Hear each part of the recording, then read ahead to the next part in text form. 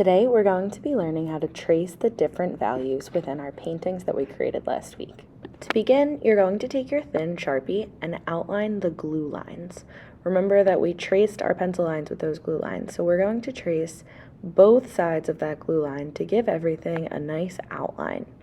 So I'm going to start on the bottom part of my tree and just trace around all of the glue lines on my paper on both sides of that glue line. So if the glue line's your center, you should have a black Sharpie line around both sides of it.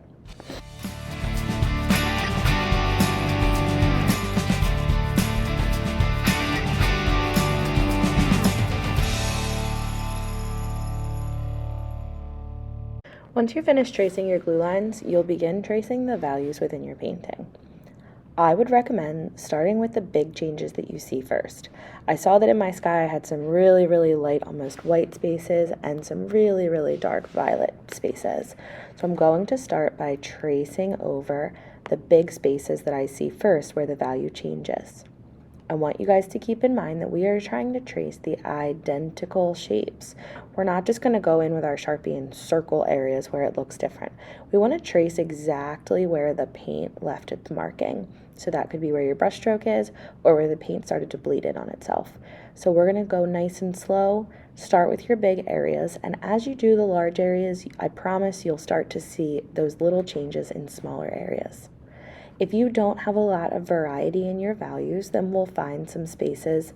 I promise that everyone is going to have value changes within their paintings, no matter how much you tried to or not. There will be shifts in value that we're going to make sure we trace. Keep in mind that we are tracing what we see and we are not just circling.